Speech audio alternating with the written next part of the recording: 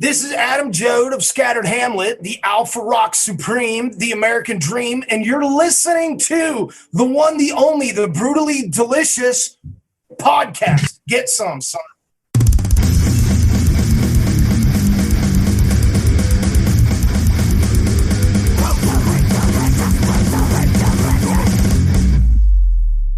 So, I had never heard of you guys before until we started prepping for this interview, and I just got my ass kicked. I was driving in the car, and I was like, "Okay, I gotta turn this on," and I just told Google, "Hey, play Scattered Hamlet," and they played Shelter. Okay, and I was just like, "Holy fuck!" That's usually the track. Like I basically tell people, here, listen to this song, and if you don't like it, it's like you're not gonna like anything else we do. You know, it's like if you like that, then that's pretty much what we do. So that's a good example. So then I got in the house and I was like, okay, I go to your YouTube channel and I scroll down to the bottom to see the latest video, and then I played All Talk. And that fucking video is hilarious. And it's also a fucking kick-ass rock song. Yeah, we had fun with that video. That was ridiculous. I'm like, why are they all sitting in a garage with, is that carbon dioxide? What the hell is that? we took all everything with that whole setup was like completely like a ghetto operation. Like it was, that was us blocking in all of our like fog machines we use for stage, because like I said, I'm into Kiss, so when we try to do like production on stage, I just was like, well, how would a bunch of hillbillies with duct tape in a Walmart parking lot make Kiss effects? And it's like you do it with fireworks, fog machines, like just the most basic stuff. And we kind of did the same thing with the video. We had a real cool squad that a filmmaking team called Burning Ball Productions that does that kind of stuff. And it was a great match. We had a really good time doing that. We did the Stereo Overthrow video as well. They did both those for the album, and it was fun. Like it's ridiculous. It's full I just can't believe you guys have been around. Like the earliest video I can find is 2014. How long have you guys been around for? Well, it depends. That's a safe number. We were around a while before that. Like we were working on the demos probably in 2009, 2010. But, then we went from going out and playing a little bit with an EP and learning a little bit more about what the band was. And then, probably about the time you saw like 2013, 2014, that's when we started touring and stuff and, ramped up the operation and kind of, got our lineup that would start touring and, going from, at the time we all lived in Los Angeles. So, going from like an LA based band to, something that was, working on being a national band, But the question I have is how the hell is it just now that I'm hearing about you guys? It's like fucking, like I would have killed to find out about you guys in 2014.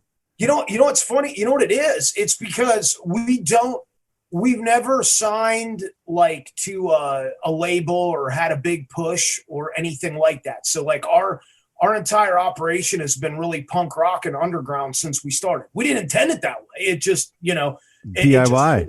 It just happened that way. We all came from punk bands, and when the first label passed, we're like, all right, whatever.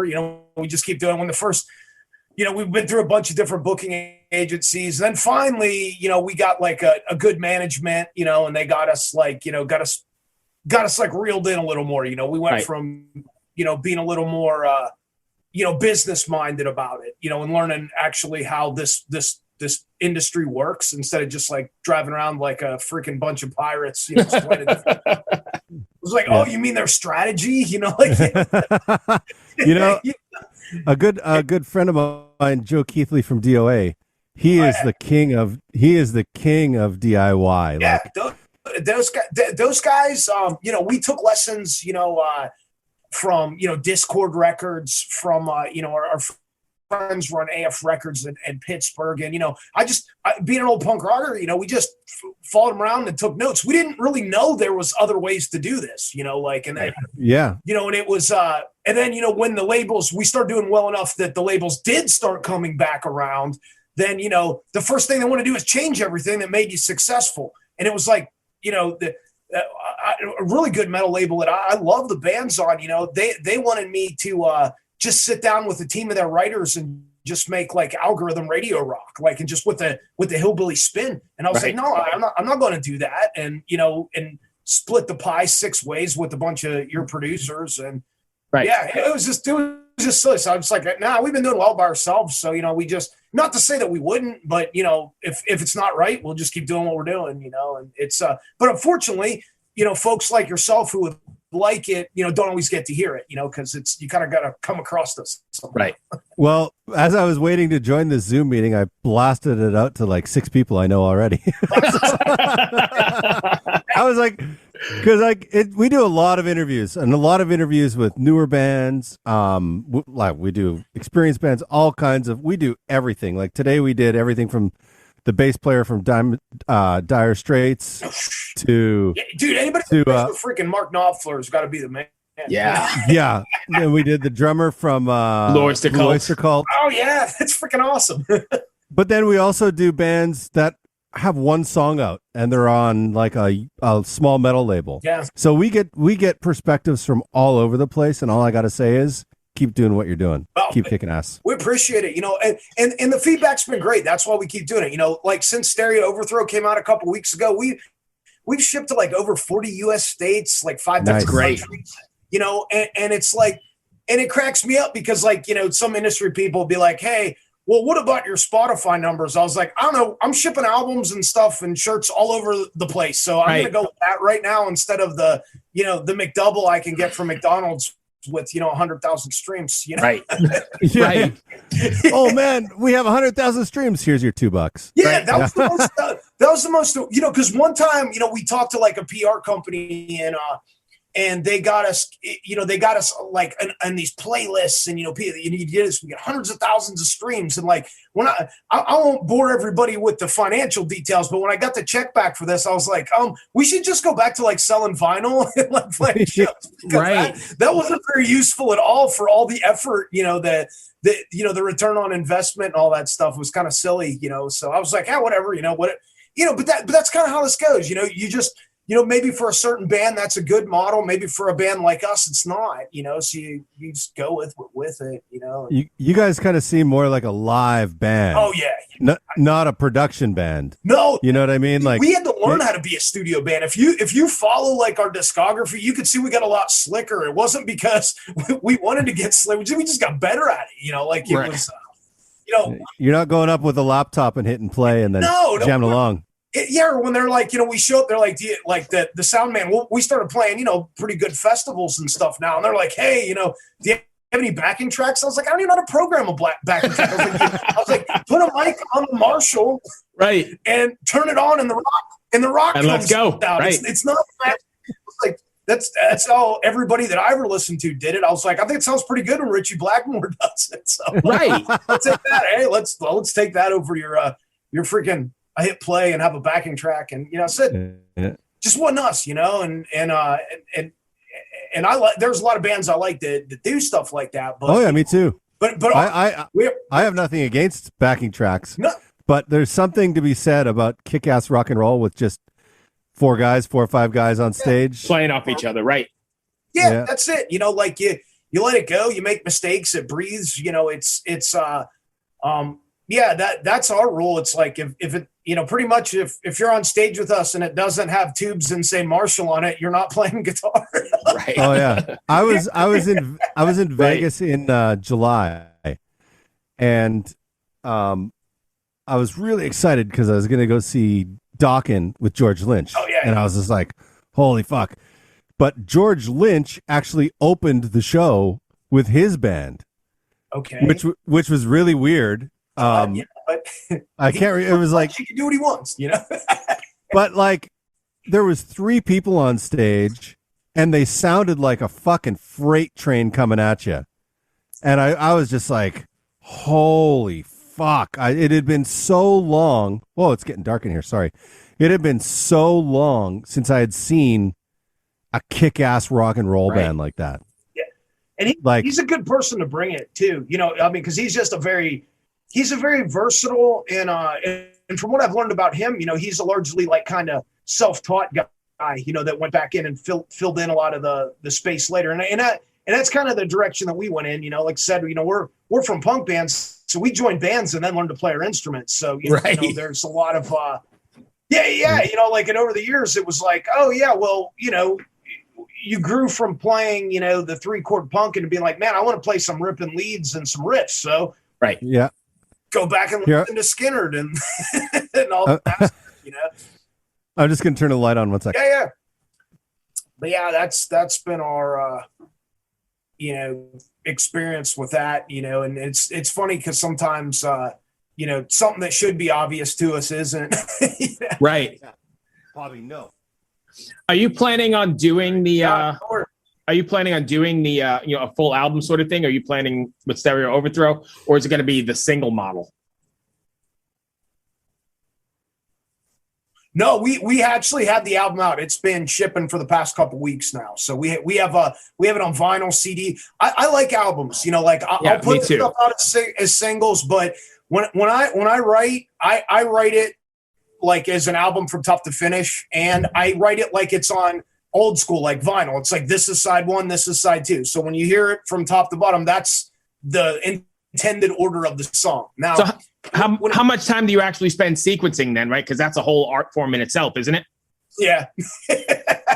We've been notoriously slow at it in the past, but we're getting faster. So it's you know, yeah, we try to take it on a journey and do that. Like, cause I don't know, like I like the album model, and I don't think doing the single model hurts the album model. Like, if you have good songs on there, it works. I mean, like, I'm not trying to compare, but like, take a band like Pink Floyd, who is an album band all the way. But, you know, like, you could take a song like, you know, Money or something, and they stand as a single just as well. But in the context, you know, they fit into everything. You know? Where are you guys located? I live on the West Virginia, Pennsylvania border. Like, that's where we are right now. Oh, cool. And that's where I grew up. And we live between here, Nashville, and Louisville, Kentucky. So, like, we're all kind of within a few hours of each other. We usually tour out of Nashville. Is that all? You're not Appalachia there, right? Is that like Appalachia there? Pretty much, yeah. I'm It's a beautiful fucking place. Where are you? I'm sorry, you said you're. I live in Loudoun County, North Virginia. Oh, okay, yeah, it's the same hillside, just different part of the hill. Yeah. But I never knew, because I'm kind of new here. I grew up in Canada, and I moved to the DC area here. But I drove down, and I came through Pennsylvania, West Virginia, that area. Fuck, it's beautiful up there, man. Yeah, it's pretty. The other guys are more city, like, they like to, even though they came from the country, they live like in Nashville and in Louisville, and Rich was living in Los Angeles. You know, whenever I didn't have to like live in Los Angeles for music anymore, the first thing I did was move back. You know, my wife and we came back here to the hills. It's I like it. It's quiet. You know, I'm a country boy. It's and you can crank your fucking amp. Oh yeah, I said I play in this room. I play my Marshall at stage volume. It's like a giant karaoke machine. It's not practice. You know, so nice. I can go shoot my gun out back, you know, or you know, shoot my bows and yeah, hang out. That's just you know, it's a little simpler for me, you know, and having, you know, living in Los Angeles for 10 years, it was quite a culture shock, you know. Oh yeah, I imagine. It's Los Angeles is a different city. Oh yeah, it was a different world.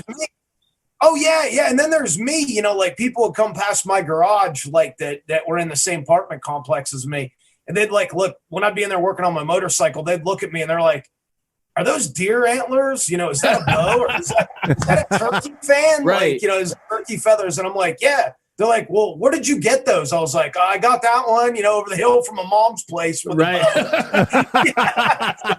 Right. They're like, "You shot it?" I'm like, "Yeah, I ate it too. It was really crazy." What an idea. I didn't go to the grocery store and buy my shit.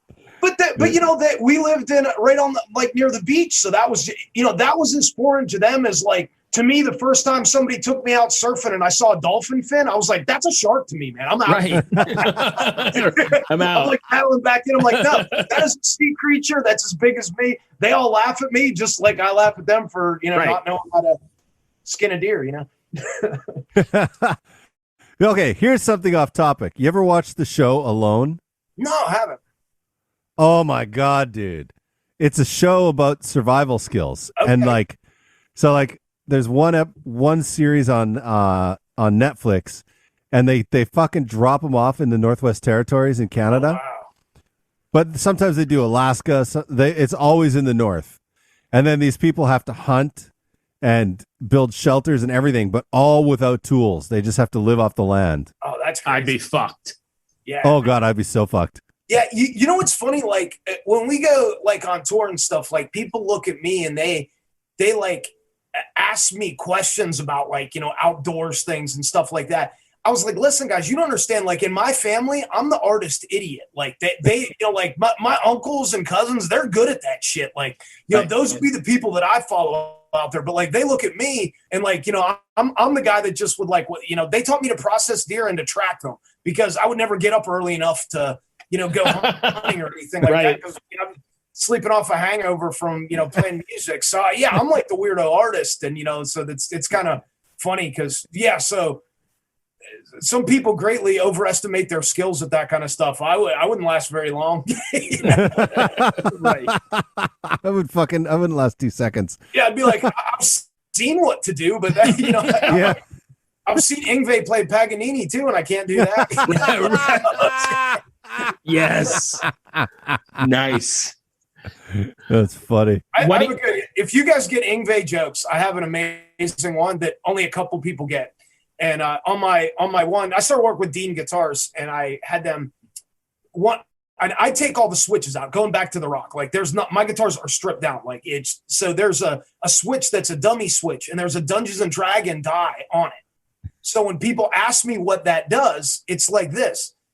Yngwie can play so many notes so fast he can slay dragons. I've seen it on his album cover.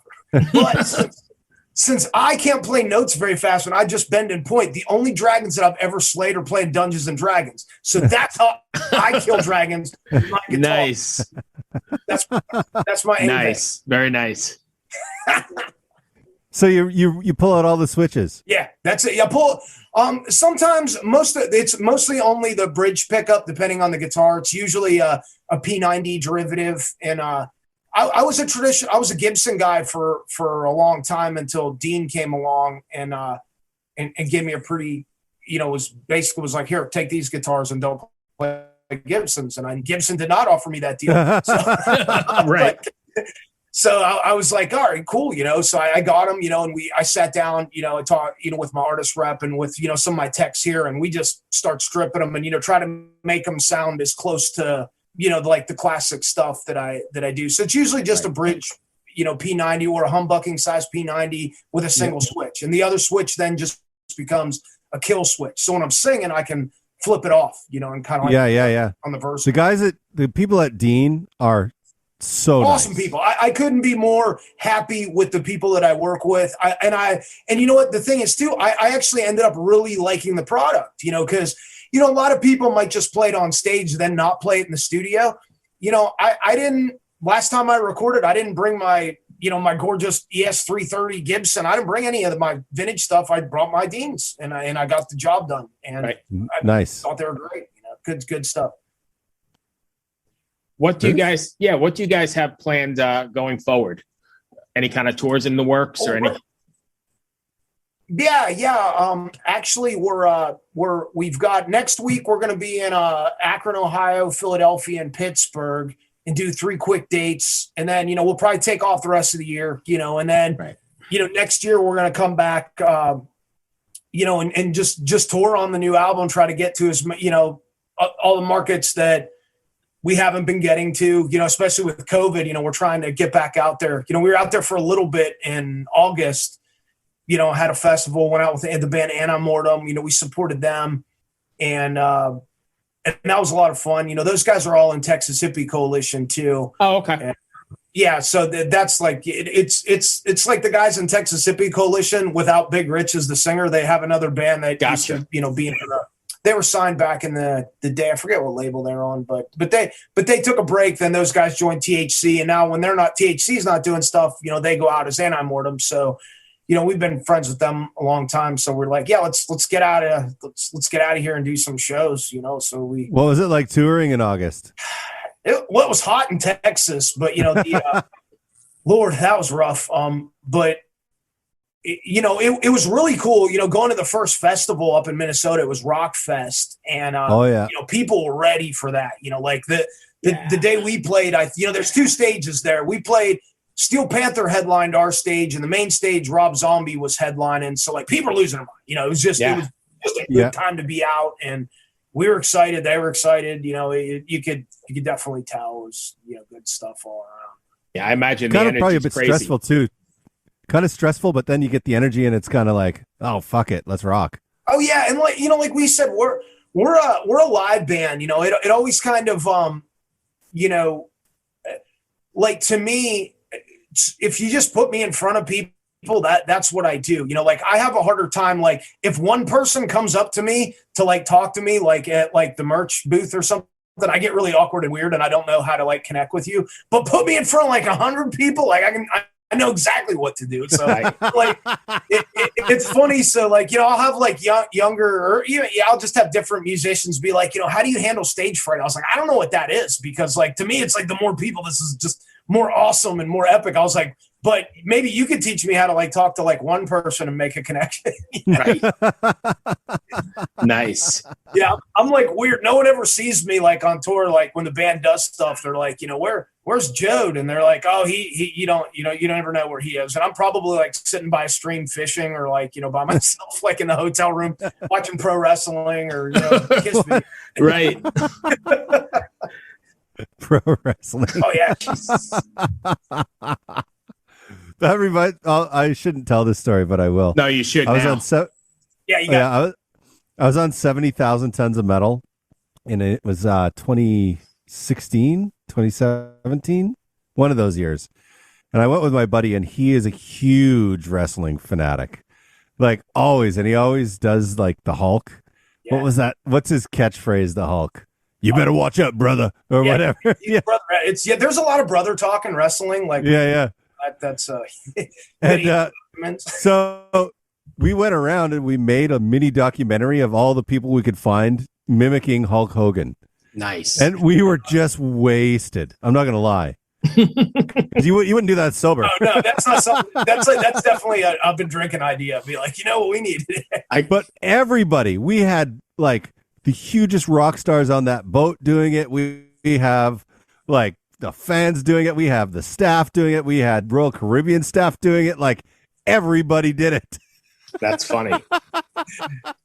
Yeah, it's funny. Like we've made our love of wrestling like known so much now. We've actually made friends with pro wrestlers. So like we have like a lot of our we have friends in WWE, friends like in indie circuit and stuff, right. And it's pretty funny. So now we've gotten to go to like wrestling events like children as like guests and come back. That's so, funny. Like, yeah, it's funny, man. Now you got to convince them to use one of your songs. Oh yeah. Well, actually, there's been a couple. I know Dave Mastiff in the UK. He was on What Culture Wrestling. He used Shelter as his opener for a while. Yeah, there's been a few. Like I'm always Wrecking Ball Legursky's from up Connecticut way. He uses our stuff, and he's been getting sweet. Cool. A couple different ones. Yeah. So yeah, we. Oh, believe me, I'm all over that. I'm like, yes, I want to do that wrestling team. Like yeah. Yeah, so no, that's what it's all about. It has to be for like the right wrestler that like our whole thing fits. Right. But if you've seen it, you guys probably have not seen us live. Like we take a lot like from professional wrestling heels. Like if you see me on stage, I'm a dick to people. Like it's funny. Like we kind of just walk out there with like this ridiculous swagger, and I'll drive somebody, and people like it. And the more we've done it, the more. Yeah, we don't go that far, but I mean, like how like the pro wrestling heel has the is arrogant, has the swagger, Yeah. and like that's how we roll out on the stage. And it's if you talk to us afterwards, we obviously are all we're still people that raced Power Wheels in a video, Right. Nice. That's awesome. Yeah. I mean, I have a beer keg I stand on stage. That's like, a lot of singers have like the ego box. I stand on a beer keg. Nice. But it's fitting, I think. Yeah. Such a delay. It fits better, It's Yeah. That's cool. all. Well, Bruce, you got anything else? That is all I have. Yeah, it's Sorry, we got a weird delay. That runs my question. Bruce, I'm in Richmond. Where's he? Richmond. Okay. My brother lives in Fredericksburg, and the last time we played in Richmond, I remember going there. I got a new pair of cowboy boots. That was awesome, and and we went to Guar Bar, which was a lot of fun. I had Balzac sign one of my deans on the wall, like he drew his face on the back. I'm very excited. Oh, nice. That's pretty cool. But they're good people. We played with them before, That runs me to the end of my questions. Kris, you got anything else at all? I don't, man. I really appreciate you taking the time, and make sure that you keep us informed of what's going on with your band. Yeah. So that we can share with our social media. Yeah, thank you so much.